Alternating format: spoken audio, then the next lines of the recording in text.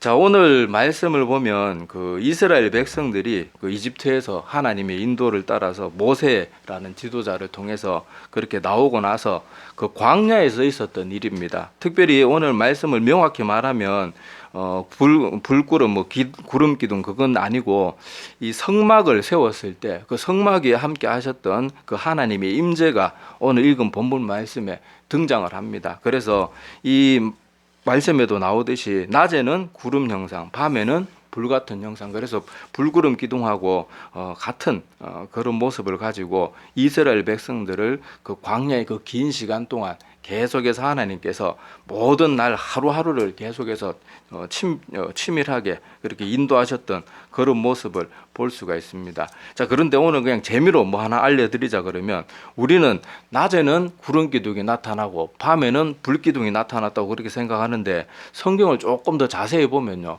그게 따로따로 있었던 게 아니고 여기 한번 성경 구절을 하나 볼게요. 여기 출애굽기 14장 24절인데 저에게 말씀해 보면 자, 새벽녘입니다. 새벽녘은 밤에 어둠도 있고 낮에 이제 해가 이제 미약하게 시작하는 시기라서 이렇게 좀 빛도 있는 그런 시간이죠. 근데 새벽에는 어떻게 묘사가 되어 있는가 하면요, 새벽에 여호와께서 불과 구름 기둥 가운데서 애국 군대를 보시고 애국 군대를 어지럽게 하시며 이렇게 기록이 되어 있는데 제기 정확히 성경 원문에 보면 불과 구름 기둥이라고 되어 있지 않고 불구름 기둥이라고 되어 있습니다. 그러니까 아마 그냥 요 성경의 말씀들을 이렇게 보면은 우리가 불이 피어오를 때 낮에는 주로 연기가 보이고 밤에는 연기는 안 보이고 빛이 없으니까 그 불빛이 보이잖아요. 그래서 뭐가 타오른 그런 것은 아니겠지만은 하여튼 하나님의 그런 불구름 구름 기둥도 여기 새벽녘에는 불구름 기둥이라고 되어 있어요. 그래서 낮에는 주로 구름이 보였고 밤에는 그 속에 있는 빛이 보였고 아마 그런 것 같은 생각이 이렇게 오늘 말씀을 통해서 보면 그렇게 생각하는 게 제일 맞다고 생각이 돼요. 그래서 성경에 보면 우리가 보이지 않았던 것들을 좀 더 자세히 보면 많이 보이고 오히려 성경 이런 묘사들 속에서 우리가 조금 더 현실적이고 뭔가 또 납득할 만한 그런 게 발견되는 경우가 종종 있어요. 자, 우리가 흔히 다른 예를 들자 그러면 우리 모세가 홍해를 가를 때도 많은 사람들이나 우리들은 보면 영화나 애니메이션 같은 걸 너무 많이 봐가지고 모세가 홍해 바다 가운데로 걸어 들어가가지고 지팡이를 확 내려 꽂으면은 물이 쫙 갈라지고 그런 식으로 흔히 생각을 하잖아요. 근데 성경 묘사를 보면요, 전혀 그렇지가 않아요. 오히려 더 현실적입니다. 자, 여기 보면 모세가 절대 바다 안으로 들어가지 않았습니다. 해변에서 그냥 지팡이로 바다를 향해서 그냥 뻗은 거예요. 지팡이를 뻗었고, 자, 그 다음에 어떤 일이 벌어졌는가 하면 한 번에 바다가 쫙 갈라진 게 절대 아닙니다. 오늘 말씀해 보면 자, 여기 출애굽기 14장 21절 말씀해 보면 자, 모세가 바다 위로 손을 내밀었을 뿐이에요. 바다가 안으로 걸어 들어가 가지고 무릎 닿는데까지 걸어 들어가고 지팡이 내려 꽂고 그런 게 아니고 자, 여기 보면 내미니까 어떤 현상이 일어났는가 하면 하나님께서 엄청나게 큰 바람을 일으킵니다. 자, 그래서 큰 동풍이 자, 여기 보면 잠시 분 게 아니에요. 밤새도록 불었다고 나옵니다. 그러니까 여러분 여기도 물이 있지만은요, 내가 이렇게 입으로 훅 불면은 물에 이렇게 폭 패이잖아요. 그 물의 압력, 참 바람의 압력 때문에 그런 것처럼 하나님이 어마어마하게 큰 바람을 불어가지고요 바다를 누르고 난 다음에 이거 점점 벌리신 거예요. 이게 한 번에 우리 영화에서 보는 것처럼 단시간에 일어난 게 아니고 밤새도록 일어났어요. 그러니까 성경의 묘사가 훨씬 더 과학적이에요. 그러니까 강한 바람이 우리가 접시물에 이렇게 입김을 불면은 그 물에 빵꾸가 뽕 나듯이 그런 식으로 하나님이 큰 바람을 일으켜가지고 물을 양쪽으로 밀어낸 거예요. 이 작업을 밤새도록 하신 거예요. 자, 그러니까 자, 물이 갈라져서 바람도 계속 부니까 우리가 드라이기도 계속 되고 있으면 물이 마르듯이 땅도 그 바다 원래 물 속에 있었던 땅이겠죠. 그런데 그 바다의 땅도 바짝 마른 땅이 되고 또 22절에 보면 바람이 계속 그 물을 지금 바닷물을 밀어내고 있는 상태니까 물은 그들의 좌우에 벽이 되어 있었다. 이렇게 아주 성경의 묘사가 어떻게 보면요, 훨씬 더 우리 애니메이션 이런 거 보는 것보다 훨씬 더 구체적이에요. 자, 그래서 여기 보면 이런 성경의 기록들을 보면 조금 더 우리가 현실적으로 더 사실적으로 알 수 있습니다. 그냥 자, 말씀 나누기 전에 흥미거리로 재미거리로 잠깐 말씀을 나눴고, 자, 오늘 다시 여기 오늘 말씀을 통해서 우리가 기억해야 될 것이 뭔가 하면 자, 이스라엘 백성들은 이집트에서 종살이 하다가 이렇게 하나님의 인도를 따라서 광야로 나와가지고 40년 동안이나 인도함을 받게 됩니다. 근데 여기서 기억해야 될 것이 뭔가 하면 사실 그들에게는 분명히 가나안이라는 목표 지점이 있었어요. 목표 지점이 분명히 있었는데 거기에 도착하기까지는 40년이라는 시간이 걸립니다. 엄청나게 긴 시간이죠. 자, 그런데 그 40년의 기간 동안 하나님께서 하루하루 인도하심이 있었어요. 그래서 오늘 말씀 읽었던 본문 말씀에 보면 22절, 23절에 보면 하여튼 하나님의 영이 나타나는 인자가 나타나는 구름 모양이든지 밤에는 불 모양이든지 하여튼 그것이 나타나면 이스라엘 백성들은 어떤 때는 여기 보면은 이틀이든지 한 달이든지 22절에 보면 때로는 1년이든지 그냥 그 자리에 머무르라고 있는 경우도 있었대요. 그러면 그 자리에 머물러 있고 아까 읽었던 말씀처럼 어떤 때는 그냥 아침에 왔다가 저녁에 그 구름이 일어나면 꼭 같이 일어나는 거예요. 여러분 알다시피 지금처럼 텐트나 천막이 좋은 시대도 아니고 그 시대에는 그렇게 천막 치고 이러는 게 쉬운 일이 아닌데 저렇게 아침이나 저녁에 하루 사이에 저렇게 하나님 인도하면 그냥 천막 치다가 하루 다 가는 거예요. 그래도 이스라엘 백성들은 하나님의 명령을 따라서 그 광야의 시간들을 다 순종함으로 나갔던 것을 우리가 보게 됩니다. 사실 이집트에서 가나안까지 거리는요, 아무리 천천히 걸어도 2-3달이면 갑니다. 그리고 진짜 완전 기어가듯이 가도 4달이면 충분히 가는 거리였어요. 그런데 이스라엘 백성들이 거기에 가는데 40년이 걸린 이유는 물론 여러 가지 이유가 있습니다. 처음에 홍해를 통해서 갈 필요가 없었어요. 지도상으로 보면은 자, 이집트에서 우리 하나님이 약속하시던 가나안 땅에 쭉 북동쪽으로 쭉 올라가면 됩니다. 그러면은 2-3달이면 가요. 그리고 실제로 이 출애굽하고 얼마 있지 않아 가지고 이스라엘 백성들은 금세 가나안 땅에 도착합니다. 바로 코앞에까지 도착하는데 12명의 정탐꾼을 보냈는데 여호수아와 갈렙을 제외한 10명이 막 부정적인 말을 하잖아요. 그때 징계를 받아가지고 40년을 그렇게 하게 되는데, 자, 거기 가는 과정에서도 하나님이 바로 보낸 게 아니고 괜히 밑으로 갔다가 홍해 건너가지고 다시 올라가도록 하셨거든요. 자, 그럴 때 왜 그렇게 했는가 하면요, 우리는 생각하기에 하나님 직선거리 최단거리로 가면 되지 뭐하러 그렇게 뺑뺑 돌러가게 만듭니까 생각할 수 있는데, 하나님이 왜 그랬는지 분명히 친히 말씀하고 설명해 주시는 부분이 여기 출애굽기 13장 17절에 기록이 되어 있습니다. 자, 우리 이거 한번 같이 읽어보겠습니다. 자, 시작. 바로가 백성을 볼지라도 하나님이 그들을 그 길로 인도하지 아니하셨으니 하나님이 말씀하시기를 이 백성이 전쟁을 하게 되면 마음을 돌이켜 애굽으로 돌아갈까 하셨습니다. 자, 아멘. 자, 하나님은요, 우리 인간들의 마음과 습성을 누구보다 잘 알고 계시는 분이에요. 근데 아까도 말했다시피 그냥 최단거리로 그렇게 가게 되면 블레셋 민족이 해안가를 따라 이렇게 진을 치고 있었는데, 여러분 알다시피 성경에도 블레셋 민족은 어떤 민족이에요? 전쟁을 좋아하고 되게 호전적인 민족이었어요. 그래서 사울 왕과 다윗 왕 때도 계속 누구하고 주로 싸웁니까? 계속 블레셋하고 싸우잖아요. 우리 다윗과 골리앗 얘기도 골리앗이 어느 나라 장수입니까? 그 블레셋 장수, 그 나라의 장수잖아요. 자, 그랬던 것처럼 지금 출애굽 상태의 이스라엘 백성들은 440년 동안 벽돌만 만들고 노예 생활하고 개돼지 취급을 받았던 사람들이에요.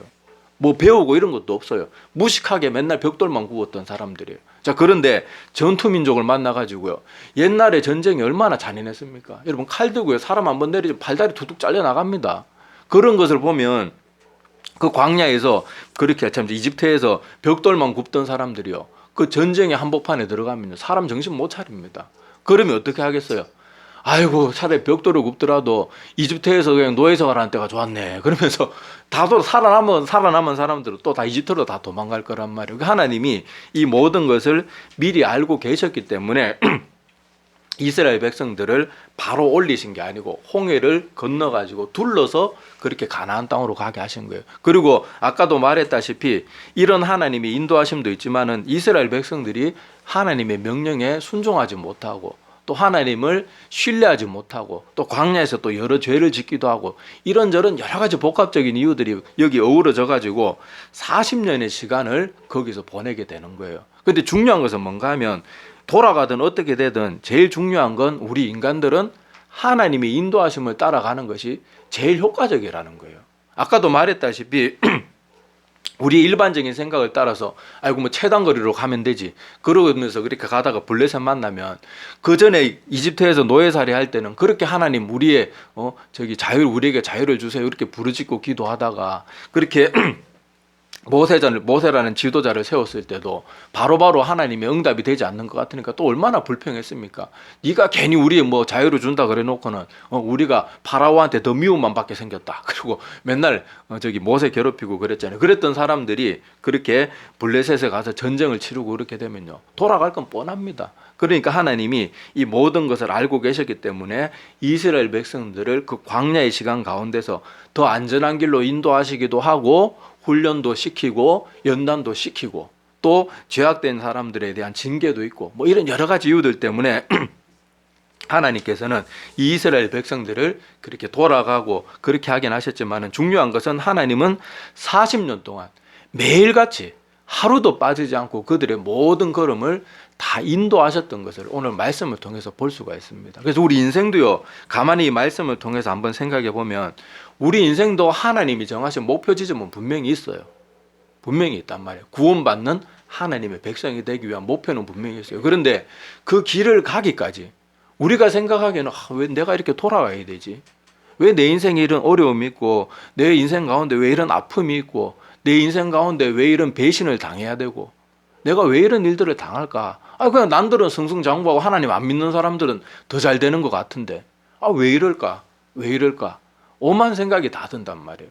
그런데 우리는 깨닫지 못하는 그 하나님의 뜻과 계획은 분명히 우리를 향한 하나님의 세부하신 인도하심이 있는데 우리는 자꾸 하나님의 뜻은 못 보고 아이고 이집트가 더 좋았네. 아이고 세상에 하나님 안 믿을 때가 더 편했지. 속으로는 막 믿는 사람이라 그러면서도 속으로는 막 그런 생각할 때도 있고 그러는 것들은 우리가 이 말씀의 교훈을 통해서 한번 기억해 봐야 돼요.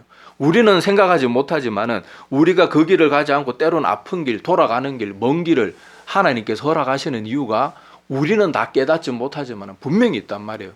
이스라엘 백성들에게 하나님이 불과 마음만 길게 잡아도 4달 안에 충분히 갈 수 있는 길을 그 10배나 되는 40년의 시간을 왜 허비하게 하셨을까? 우리가 보기엔 허비지만은 하나님께서는 그들을 안전한 길로 또 훈련시키고 연단시키기 위해서 그 길을 분명히 선택하셨단 말이에요. 우리는 하나님의 뜻을 100%다 알지는 못해요. 그런데 오늘 이스라엘 백성들 아까 우리 읽었던 본문 말씀에 보면요. 하나님의 그 구름의 임재하심이나 불의 임재하심을 따라서 순종하고 1년 2일 머물게 하든 때로는 몇 년을 머물게 하든 거기 머물기도 하고 때로는 급하게 오늘은 바로 여기 가야 된다. 그러면 급하게 또 옮기기도 하고 하나님의 명령을 따라서 철저하게 움직였던 그런 모습을 보게 됩니다. 자, 실질적인 예로 성경에 나오는 모세와 다윗의 삶을 한번 여기에 대입해서 한번 생각해 봅시다. 여러분 알다시피 모세는요, 그 이집트의 왕자로 교육을 받고 자랐습니다. 아시다시피 이집트의 왕자였잖아요. 그런데 이 모세가 젊었을 때는 혈기왕성했어요. 그래가지고 사람을 맨손으로 때려 죽이는 그런 일까지 했잖아요. 그런데 혈기왕성했던 그 모세가 여러분 그 살인자 그렇게 사람을 살인하게 되고 그러니까 광야로 도망가서 40년 동안 왕자였던 그 모세가 가장 낮은 자리의 모습으로 서게 됩니다. 그래서 한 종족에 빌붙어서 살게 되고 거기서 양치는 목동으로 왕자였던 사람이 양치는 목동으로 살게 돼요. 그리고는 그렇게 모든 일에 자신 있었고 모세가 성경의 기록에 보면 그 자기 동족들을 위해서 내가 뭘 할까 막 자신감이 넘쳤어요. 나이 40에는. 그런데 그렇게 40년을 보내고 나서 나이 80이 되어서 하나님 만났을 때는 하나님 앞에서 뭐라 그럽니까? 아유, 저는 아무것도 할 수 없는 사람입니다. 저는 입이 뻣뻣한 사람입니다. 저는 둔한 사람입니다. 예전과는 완전히 다른 모습이 되어 있는 거예요. 자, 우리는 깨닫지 못하지만은요, 하나님께서 모세를 그 광야의 아픔의 시간들, 왕자였던 그를 가장 낮은 시간 가운데 둠치면서 하나님께서는 그 모세를 연단시키고 겸손하게 낮추고 하나님의 명령에 따를 수 있는 사람으로 자꾸 변화시키는. 그전에는 하나님이 너 이거 하라 그러면 안 그래도 제가 그 명령을 기다렸습니다. 제가 알아서 하겠습니다. 하나님은 그냥 제 위급할 때만 좀 도와주십시오. 뭐 그렇게 했을지도 모르는 거예요. 그런데 모세가 그 40년의 시간을 광야에서 양치기 시간을 보내고 난 다음에는요, 그런 예전과는 전혀 다른 모습으로 사람이 변화되어 있었단 말이에요. 그리고 다윗의 얘기를 한번 생각해 봅시다. 여러분, 다윗은 이미 소년 시절에 선지자 사무엘을 통해 가지고 선지자 사무엘을 통해서 기름 부음을 받고 이스라엘 왕이 될 것이 이미 확정되어 있었어요. 그죠? 자, 그런데 여러분, 다윗 왕이 왕이 되기까지 어떤 시간을 보냈습니까? 소년 시절, 어린 양치기 목동이었던 시절에 기름 부음을 받았지만은 왕이 정식으로 되기까지 엄청난 10년이 넘는 시간이 걸렸고, 또 나이 20살부터 나이 30살까지는요, 그 인생의 제일 황금 같은 시기 아니에요. 사람이 나이 20살에서 30살까지가 육체도 제일 완성이 되고요, 혈기왕성, 가장 힘있고 정력적일 때 아닙니까? 자, 그런데 다윗은 그 시간 어떻게 보냈어요? 도망자 신세로 보냅니다. 여러분, 하루 이틀도 아니고요, 10년이라는 시간을 도망자 신세로. 여러분, 온 나라가 나를 잡아 죽이려고 한 달만 나를 쫓아다닌다고 생각해 보세요. 이건 그냥 사람 사는 게 아니에요. 근데 다윗은 10년이라는 시간을, 그 고통의 시간을 보냅니다. 오죽했으면 다윗이 나중에는 어디로 도망갑니까? 자기가 늘 전쟁에서 막 쳐서 이겼던 블레셋 땅으로 얼마나 자기 나라에서 살기가 힘들었으면요, 거기 가면 목숨을 잃을지도 모르는데 블레셋 땅으로까지 도망가는 거예요. 거기서도 죽을 고비를 넘겨 어떻게 넘깁니까? 미친 척하고 수염에 침을 줄줄 흘리면서 성문을 벅벅 끓고 막 미친 사람 연기를 해가지고 그렇게 위기를 벗어나요. 근데 여러분, 다윗이 시편 34편을 보면요, 그때 그 위기를 벗어났던 것을 감사하면서 찬양시를 쓴 게 있거든요. 그 궁금하신 분은 34편 보면 그 표제에 나옵니다. 다윗이 하여튼 그렇게 위기를 벗어났을 때 썼던 그 찬송시라고 기록이 되어 있는데, 자, 그런 것들 다윗의 여러 시편들을 보면요, 어떤 모습이 있는가 하면 우리 같으면 이렇게 막 쓸 거예요. 하나님, 왕이 되게 해주신다 그래놓고 지금 시간이 이렇게 지났는데 왕은 그냥 맨날 도망자 신세로 살고 내가 하나님 앞에 바르게 살기 위해서 이렇게 맨날 노력했는데 이게 뭡니까? 저 이제 막 살 겁니다. 막 이렇게 할지도 모르는데, 다윗은요 어떻게 했는가 하면요, 매일매일 하나님과 동행합니다. 다윗의 수많은 시편들을 보면 시편의 절반 이상을 다윗 혼자 다 썼잖아요. 그 시편들을 보면요, 다윗이 이런 고백들을 해요. 하나님, 제 마음을 하나님 얼마든지 감찰해 보십시오. 저는 하나님 앞에서 자신 있습니다. 저는 허탄한 말하는 사람들, 거짓말하는 사람들, 그런 사람들하고 절대 가까이 하지도 않고 내 입술의 문을 지키고 내 입술에 파수꾼을 세워주십시오 기도하면서 내가 하나님 뜻대로 살기 위해서 얼마나 애쓰고 노력하는지 모릅니다. 하나님은 나의 산성이시고 하나님은 나의 방패십니다. 날마다 원수들이 나를 죽이려고 하지만 나는 하나님을 찬양하면서 오늘도 하루를 이겨냅니다. 대부분이 그런 시편이에요. 그걸 보면 뭘 할 수 있어요? 다윗은요, 분명히 하나님이 정해준 왕이란 목표가 있다는 걸, 그 결과물을 알고 있어요. 그런데 그 가는 과정이 아무리 힘들어서 충분히 포기할 만도 한데, 다윗은 그 모든 삶 가운데 하루하루를 늘 하나님과 동행하고 하나님의 뜻을 따라 살았습니다. 그런데 심지어 이런 기록도 있어요. 내가 전쟁터에서 그렇게 막 뛰어다니고 성벽을 뛰어넘고 뭐 그렇게 전쟁터에서 뛰어날 때도 내가 여호와의 이름을 의지하면서 그 일을 했다고 나옵니다. 그러니까 다윗은요, 여러분, 전쟁터에서 까딱 잘못하면 내 목이 날아가는 그런 순간이잖아요. 막 싸우고 있는데 적병이 뒤에 와가지고 나 싸우고 있는데 등에서 그냥 칼 한 번 꽂으면 죽잖아요. 그런데 다윗은요, 그런 위급한 전쟁터 가운데서도 성경 기록에 보면 내가 여호와의 이름을 부르면서 뛰어다니고 내가 여호와의 이름을 의지하면서 내가 그 모든 일을 했다고 나. 그러니까 다윗은요, 그 엄청난 정신없는 순간 가운데서도 계속 하나님께만 그 생각이 꽂혀 있는 거예요. 그리고 그 목이 말라가지고 아이고 내가 내가 살던 고향에 저 우물물 한번 먹어봤으면 좋겠다. 그러니까 또 다윗의 충성스러운 부하들이 가서 그 물 떠오잖아요. 그런데 우리 같으면 벌컥벌컥 마셨을 거 아니에요. 근데 그 부하들의 자기를 충성하는 모습과 이 귀한 물, 목숨과 같은 물을 난 도저히 못 마시겠다 그러면서 하나님께 부어드리잖아요.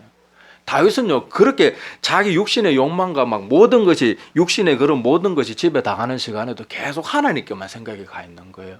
그러니까 우리도 오늘 이 말씀, 이 이집트 광야에서 이스라엘 백성들이 하나님의 임재하심을 따라서 모든 삶을 순종하면서 그렇게 하루하루 살아나갔던 것처럼 우리의 모습을 이제 한번 생각해 보자고요.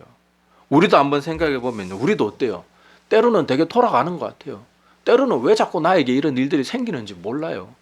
왜 몸이 아프고 왜 직장에서 잘 안 되고, 나는 바르게 살려고 노력하고 나는 세상 사람들과 다르게 정직하게 살려고 애를 쓰고, 회사 생활이나 어떤 사회 생활에서도 그렇게 바르게 살려고 애를 쓰고 나쁜 말 하지 않으려고 애를 쓰고 열심히 살아가는데 사람들 오히려 나 더 미워해요. 잘난 척한다 그러고, 너만 하나님 믿냐? 아이고 좀 빌라게 믿지 마라 막 그러고, 하여튼 이상한 소리들 하고 계속 상처되는 말만 해요. 근데 우리가 그때 항상 기억해야 될 것은 하나님이 날 향한 뜻이 무엇인가를 생각해. 사람의 평가에 자꾸 연연하고 사람이 나를 어떻게 생각하느냐, 다른 사람은 다 어떻게 돼 있는데 이런 것들에 자꾸 우리가 집중하면요 엉뚱한 길을 가게 되는 거예요. 아니 블레셋 가는 저 가나안 가는 길이 블레셋 땅 통과하면 바로인데 뭐 이렇게 빙빙 돌아가나, 뭐 이렇게 생각하기 시작하면 자꾸 하나님의 뜻은 이해가 되지 않고 불평불만만 자꾸 쌓이게 되는 거예요. 우리는 하나님의 뜻을 100% 다 알지는 못합니다. 그런데 자꾸 하나님의 뜻에 순종하려고 하는 그런 모습이 필요해요. 오늘 말씀에 나오는 것처럼 하나님이 왜 광야에서 40년 동안 이 시간들을 보내게 하는지 다 알 수는 없지만은 중요한 것은 그 시간들을 우리가 순종하면서 가야 됩니다. 분명한 것은 뭔가 하면요, 우리가 보는 시야나 시각하고 하나님이 보시는 시야하고 시각은 틀립니다. 자, 내가 일어나가지고 어디 멀리 본다 그래봐야 내 키 높이밖에 멀리 보지 못해요. 그런데 여러분 요새 우리 구글 맵이니 다음 지도니 이런 거 통해가지고 우리 요새 지도 같은 거 검색하면요, 하늘에서 그냥 인공위성으로 다 내려다 보니까 이게 지구 전체가 다 눈에 들어오기도 하잖아요. 왜 그래요? 높은 곳에서 보니까 그 모든 게 다 보이는 거거든요. 하나님은 우리 인간과는 이 보는 수준이 틀린 거예요. 그래서 아까도 말했다시피 블레셋 땅을 통과하자고 홍해로 돌아가게 하시는 것도 그 모든 일도 우리는 보지 못하지만은 하나님은 그 멀리까지 다 보고 계시는 거예요.